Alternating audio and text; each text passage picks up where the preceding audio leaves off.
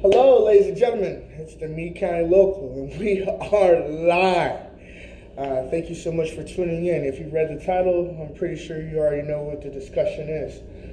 We are very thankful to have the guests that we do have on the Meade County Local, and we offer and extend our presence to everyone. It's not just to one person. So that is open book.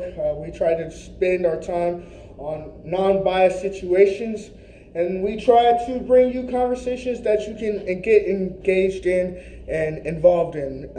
We are live once again, and you can ask questions inside the box. If you want to ask your questions, we will do our best to take the time to answer those. I do have two interviewers with me, one by the name of Kevin Stratemeyer, and another by the name of Tabitha Keaton. Yeah, so they'll be asking some of their own questions, but you'll also be able to ask your own questions as well. Again, put that in the comment box.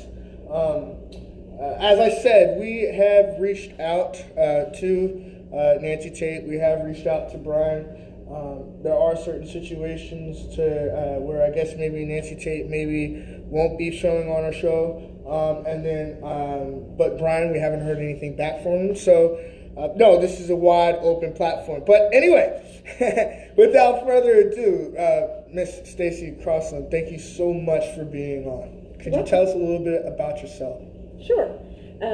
My name is Stacy Crosslin, and I am running for House of Representatives for District 27. And I am been in Meade County I'm 27 years. I've lived in Meade County. I've also been a teacher here in Meade County for 27 years, and very active in the community. And I'm just looking forward to the opportunity to find another way to serve the community in a different outlet as I'm reaching my retirement age.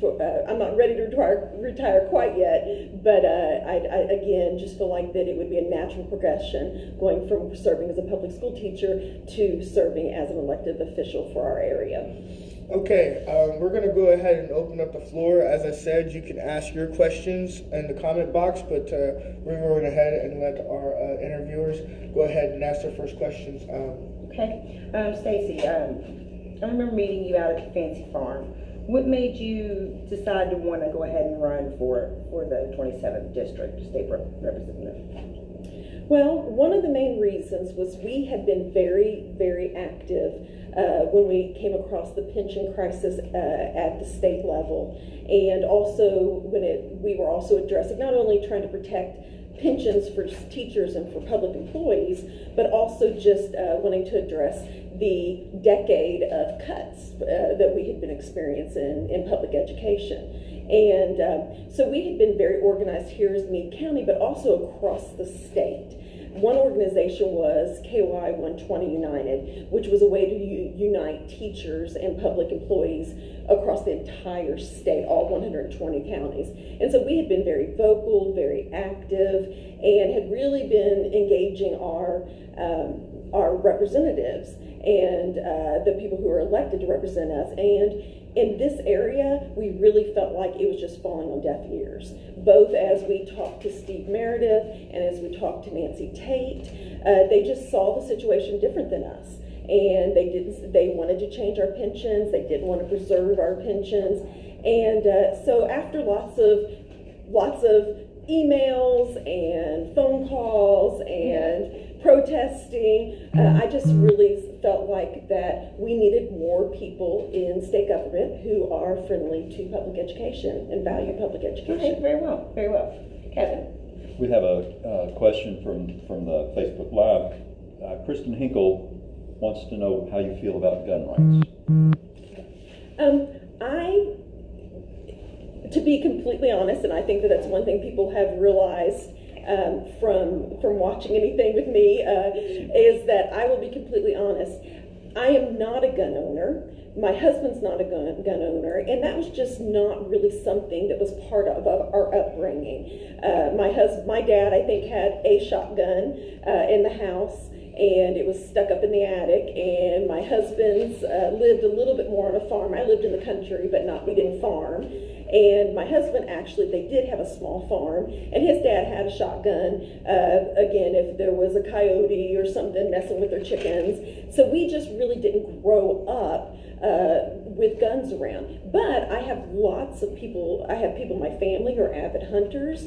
I have friends who are retired military. And so I believe in the Second Amendment, and I believe, people's right to bear arms. But I also believe that we need to also weigh public safety. And I think that here in Meade County that we do a really good job. I think that we're a community that, for people who are gun owners, it's very much a family tradition. I think that people teach their children here how to be safe gun owners. And so I think that it's less of a problem in our area than it may be in other areas, the gun safety. She also follows up and wants to know about your stance on legalization of marijuana. I am a supporter of legalization of medical marijuana. I think that's the first place for us to start. I think it makes sense to start because the medical community is now, starting, more of the consensus is that it is very good for pain management and for certain conditions. I know for like union workers, people who work hard every single day, in those heavier trades, it's something that's better than taking pain pills because it goes in their system, gives them relief, and it's out of their system much more quickly so that they can get up and function and use all that equipment and not be endangering themselves or anyone else. And so I think that there are definitely, and there's other things that I've heard for people with epilepsy, that they're starting to see that a lot of people that reduces seizures. And so it just to me makes sense to go ahead and let's legalize medical marijuana. The other problem is marijuana is the way it's classified right now. It's the class, and I don't want to get this wrong, so I'm not going to say which class it is, but the class that it's in, it prevents people from being able to do research on it. It's it's in the category of there's no medical uses, proven medical uses, which is not true. And so they need to change the classification of marijuana so we can actually look at the negative effects and the positive effects and weigh that out when it comes to recreational marijuana. So my stance is absolutely I support, let's start with medicinal marijuana, making that legal. Okay. What makes you stand out against your other opponents? Just a little more, touching base on you and well, I'm right now.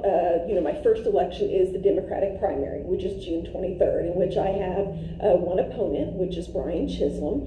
And I think that what makes me stand out is we just really have a different set of experiences.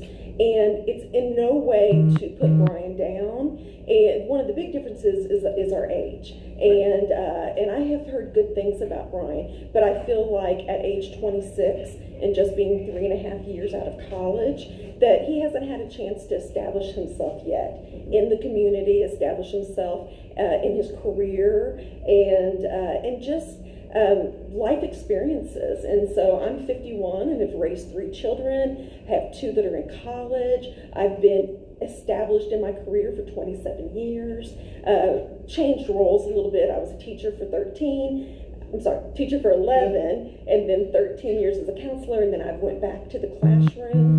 But I feel that if you're going to represent this community, which is not a tiny community, and you're representing thousands of people, and it's diverse, that I think that it helps to have a little experience under your belt. And so I feel like that I bring that experience, and I feel like I would be a stronger candidate then to line up against Nancy Tate. Okay. All right. And with you being a teacher and everything, what would you say, what would be some of your ideas for the future for Meade County students? For Meade County, I think that, we are very, very fortunate to have a very strong school system here in Meade County. One of the things that I have always said that makes Meade County so unique is we always talk about the road all leads to the high school. And it's not even exactly that. A large percentage of our teachers live here in this county. And so myself as an educator, I'm trusting other educators to take care of my children and to educate them, and I'm taking care of their children. And so it's very much almost a family affair here because there aren't other options. And so, we are invested not only for our students, but invested for our own children to make this the best school system in the state.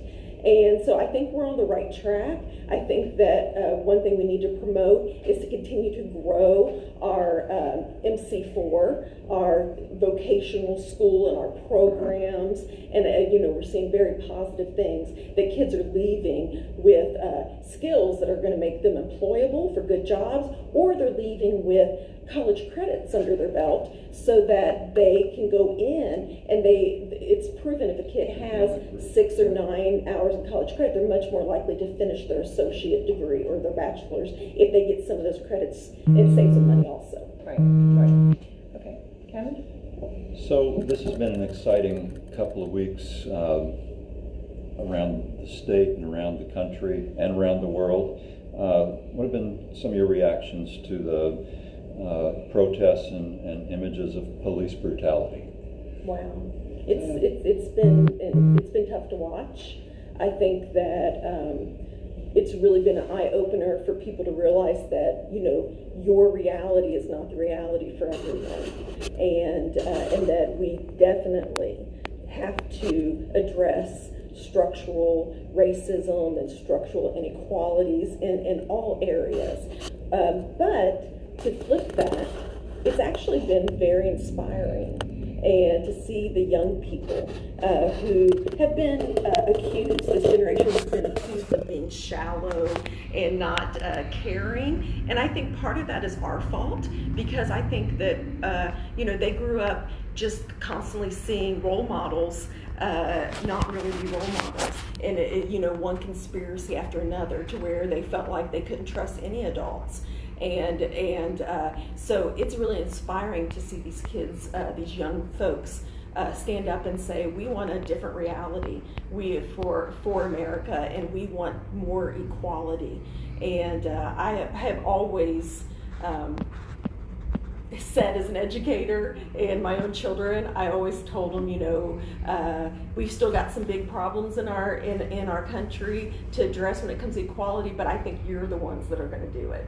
Right. And so I have been inspired. I think there's some good things that have come. Now, of course, I'm not going to condone destroying of property, but for the vast majority of these protests, they've been peaceful, and I think that we are moving in the right direction. I think we're shining light on the right topics. Do you think some of the big cities might be going too far in reducing police funding, defunding, or even as Minneapolis has vowed to do, to basically eliminate their police department and start with something new? And would you ever see a situation where, as a legislator, KSP budget would need to be drastically reduced? Now, I will be honest. When I have not researched something enough, I'm going to tell you I'm not an expert yet. That's something I may have to look into, because one thing I think that's important for a leader is to be able to admit when you're not an expert and you don't have and not feel like you have the answers all the time. So I can give you a little bit of what I know, because again, as these things unfold, it's a matter of where your experience lies, and if it's not something, I'm an educator, so I'm most likely going to have a good answer for every education issue. But the one thing that as I was looking at the defunding, I haven't read a lot about it, but they were talking about in Baltimore, for instance, that they listed, one of the papers listed how many police officers were making over $400,000 in overtime. And I was surprised, because a lot of times you hear firefighters and teachers and police that, you know, that they're serving the public and they're not getting paid. But if you come out here to Meade County, you're not going to find our deputies getting paid $400,000. And so do we need to look at that? Most likely, probably. I think that the situation in the bigger cities are going to be different than the situations in the country. But I think we have to look at police all the way and look at the relationships. One of my good friends on Facebook had talked about, you know, we used to call police officers, you know, peace officers, and that, you know, we have slowly moved closer to the police being run like the military. And the problem with that is it gives you that view of the enemy, because that military, you are looking at the enemy. But I don't want anyone to think that I'm anti-police, because I have a nephew who is a police officer, and I very much respect the police officers that I have worked with through DARE and through the school system. But again, we can't say that there isn't there are problems with police brutality, and we've got to look at where is that coming from. Is it coming from their training? Is it coming from funding training that's not appropriate? And so like I said, I think it's case by case. We have to look at that. Do you feel racism is a problem in Meade County? I think it's a problem everywhere, and I think that if we don't believe that, we're lying to ourselves. And so I think we have to just again open up dialogue and talk to people. I was actually excited because I wanted to talk to Montez today. I was like, now that I have him, I'm going to ask him some questions. He wanted to interview me, and I'm going to interview him. Okay. Because that's what we have to do. And in Meade County, I can tell you, one thing that pops up that educators have talked about, you know, our dress code has allowed Confederate flags. And we also have a couple students that fly a Confederate flag off of their cars or have them on their cars. I think that that's something we need to address. And it's been brought up by people before. And so I think that that's something that we need to talk about. Another thing we need to talk about is when it comes to state testing, if you have subgroups where there's enough students in that subgroup, you have to track their progress to make sure that they are keeping up with the rest of the students in the majority of the majority population. Well, we have always had such small percentage of Hispanics and of African Americans that we have not had to track that as a group. But I do feel like it's a good thing for us to look at and just make sure we're not seeing large gaps in between our students of color and our white students. We don't have large gaps in achievement. So I think that every community has things that they can look at and make improvements on when it comes to race relations. Clinton Richardson is asking a question that is related to this. Mm-hmm. What's your opinion on the Confederate Monument at the riverfront? You know what? I was expecting that question. And again, this is where I'm going to tell you guys that I haven't done enough research of who that person is and what they represent. My question is, you know, it did leave Louisville because they did not want it there anymore, and then we brought it in. And so again, I think it's something to be put on the table to look at and ask the community: Does this represent our community? Is this something that is offensive to our community and to our members? And it's something that you know, maybe there's something else better to put there. I don't think we erase history. I think that we need to remember. I think that, but some things are better in different locations. Some things are better maybe possibly in a museum than it is in the center of a park. Whereas that's our big area. I mean, when you come to Brandenburg, you know, that's something we showcase is our riverfront, and so it may be something that we need to take a look at. So Clinton also asks a question, and he's specifically asking about abortion, but I want to frame it as a bigger issue. Is it important to you that women have access to full health care, including reproductive health care? Yes, yes. I think that we have to look at what is the law of the land. And Roe versus Wade is the law of the land. And so Kentucky needs to make sure we have access to a safe, safe abortion if that's something that a person desires. But that doesn't come without any limitations. Roe versus Wade, it restricts when a person can get an abortion, and I guess what I want people to know is there's no one who is pro-abortion. I think that anyone.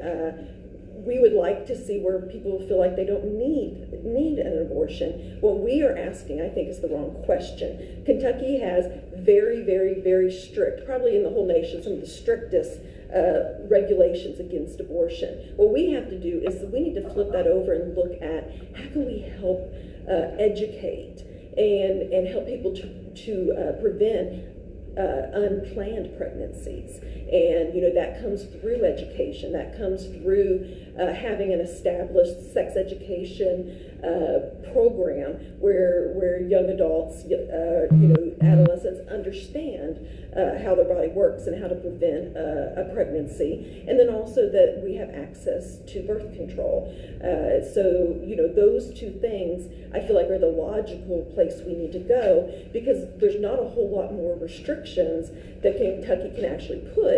Because, like I said, we have a lot of restrictions on abortion right now, and so I think we just need, again, let's look at how we can support our youth and our adolescents and make sure that they have the information and the power so that they can be more responsible about their actions. And because there's nothing, I can't think of anything more important, a bigger commitment or responsibility than creating a life and bringing a life into this world. And so we want to make sure when people do decide to have a child, that it's something that they decided and that they are ready for that lifelong commitment to raise that child and make them the center.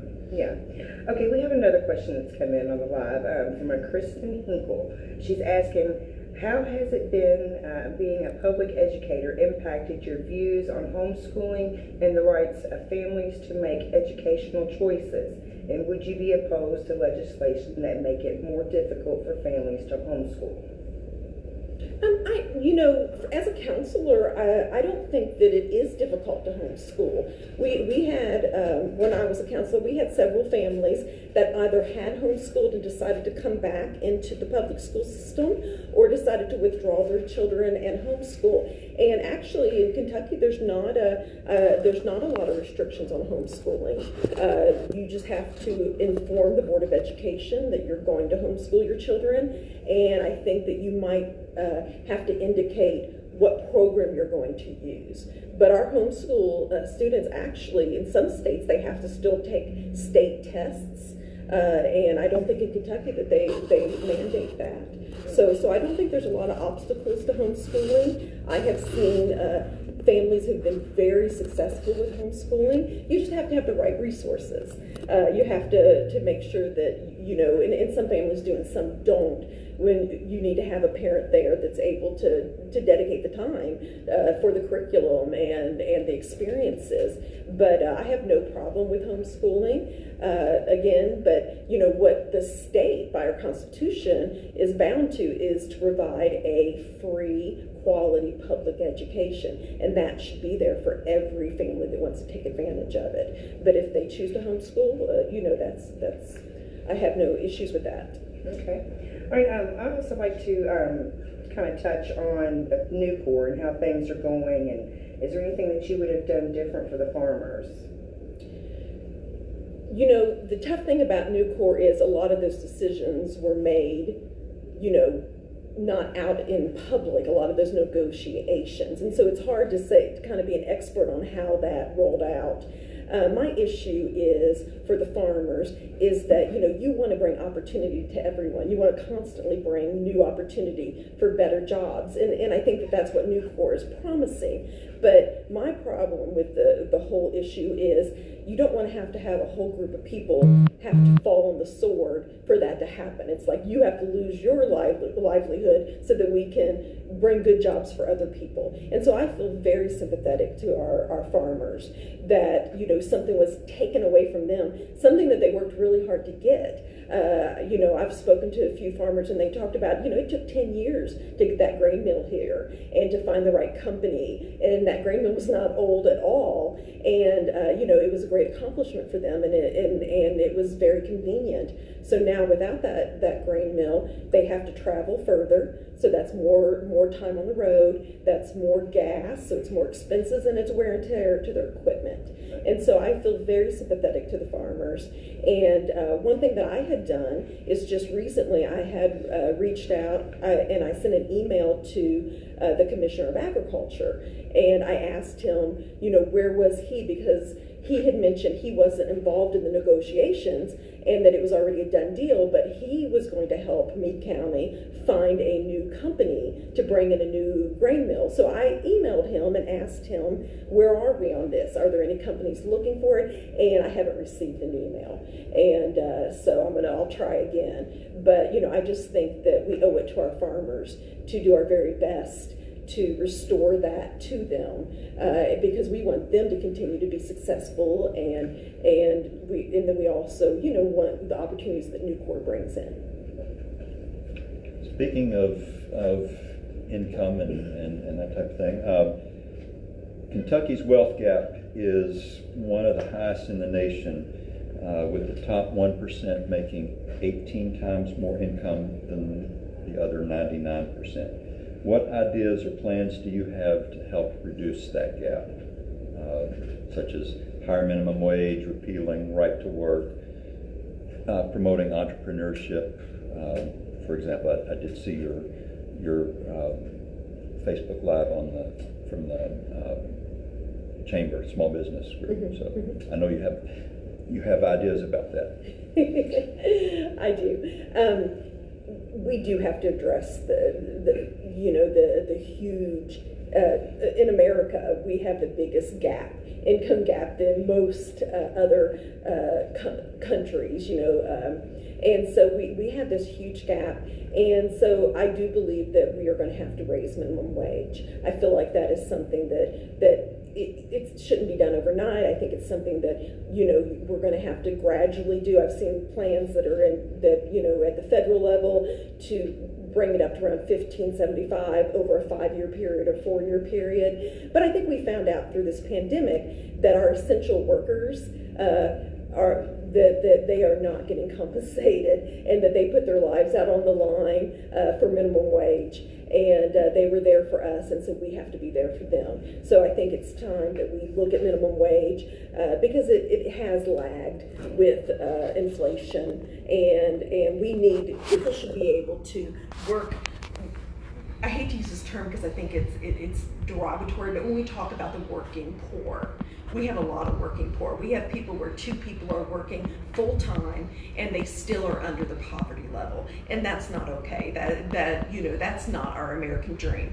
We need to reward work. And so if you have 2 adults who want to work full time, they should not be under the poverty level.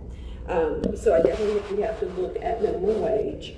When it comes to small businesses, for encouraging entrepreneurship, as I talk to lots of small businesses, and if you, like I said, I had an episode on Straight Talk with Stacy where we talked about small business, and I talked to several small business owners and to leaders, and they said the main thing that they need is they need a state representative who's going to go and fight to make sure we get as much of the piece of the pie when it comes to our state budget, and they really need it to be in those infrastructure projects, because those are things that if we have good infrastructure and we have, roads that we're keeping, our roads are up to date and maintained, that our internet access is everyone, we don't have spots where people don't have internet, and just again, all the things with infrastructure, with our water and our waste, that those are things that they rely on and that they need so that their businesses will flourish.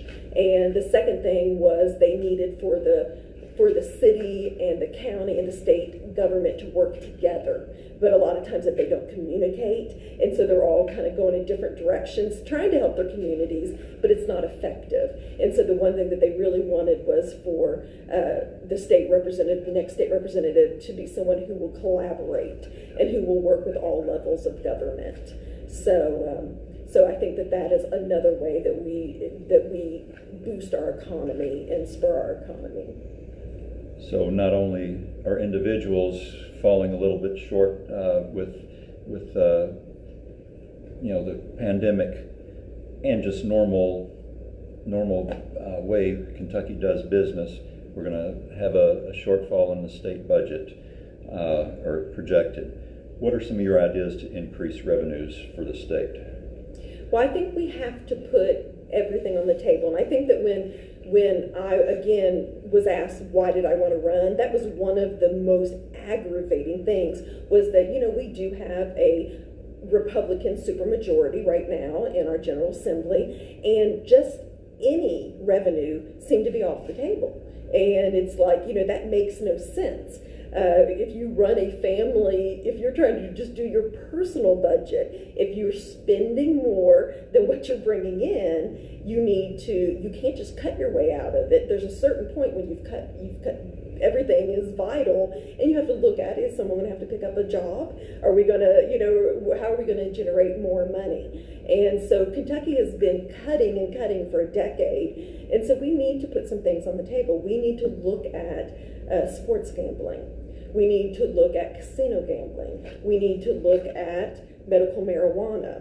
We need to look at anything and again, we need to look at different types of innovations that we can get ahead of that curve. Look at green energy and look at different things that are going to replace some of the industries that aren't thriving anymore. When you look at our coal in Eastern Kentucky, so I think we have to put everything on the table. And a lot of times people will say, well, that just won't generate enough money. But if you have different things and you put them together, you don't have to solve the problem with one idea. You can solve it with multiple ideas. So I just think we have to be open. And I think one thing we do have to look at is we have to look at our tax policy. We have to look at, why is Kentucky giving $13 billion away in tax credits and tax exemptions and only bringing in $11 billion. So I think we need to look at who's paying taxes and how we are calculating those taxes. Okay, I've got one last question here for you about what's currently going on with the COVID crisis and going into the new school year. Where do you think that we're going to be at with all that? That's really difficult, and I don't know if you were a daily watcher of Andy Brashear. Dr. Stack, who was the Kentucky's expert, always would say the virus is going to determine what happens next. And so I think right now it's really hard to predict where we're going to be. And we've just opened everything up, but a lot of states who've just opened everything up are seeing their highest number of cases again. So they're seeing, some states are starting to see another peak. And so I think that we're just going to have to be extremely flexible. We're going to have to be extremely creative. There's no replacement to actually being in a classroom with a student. Online cannot replace that. And just from the time that we did online and remote, you had some students that thrived on that, but you had some students that it did not work for them. And I worried about those students. And if I think about those students for an entire school year, I think there's going to be a lot of education lost. And so I think whatever we do, we're going to have some kind of a hybrid program where kids are going to get to come in and have that contact with their teachers, but then it might also be remote. I had read that Sweden was considering a program where their schools and their businesses were going to be on this A-B type program where you go to work and your kids go to school for 4 days, and then they're off the rest of that, the week, Friday, the weekend, and the rest of the week. So it's a kind of a 4 days on, 10 days off. And so your teachers are on that program also. So I would teach for 4 days, and then I would teach my students remotely the next week. And then I would see my kids for 4 days, and that cuts the schools in half. And so I think that that's something we might be able to consider. But again, I think that it's really too early to see what it's going to look like by August. Another education question came in from Kristen again. She wants to clarify her previous question. Okay. It's important to her, let's see, how can I say it? I'll just read it. Would you support additional restrictions on homeschooling? This topic is important to me because I was homeschooled, my sister is homeschooled, and I'm looking to vote for a candidate who will be an advocate for education in all forms and delivery methods. So would you restrict homeschooling? No. Again, I've seen students who've had a wonderful homeschool experience. Like I said, just not all families are equipped to homeschool. It just depends on, like I said, can one person stay home while the other adult goes out and makes money? So no, I don't have any problem with homeschooling. So like I said, if that's something she valued and worked well for her, and that's what she wants for her children, I don't see any problem why she shouldn't be able to homeschool.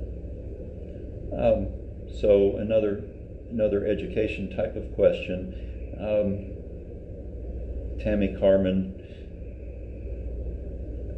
says there are always ways to increase one's income, get a better or more education, find out what it takes to make a better wage, and go after it. We all have a wonderful privilege in America to become what we want to be.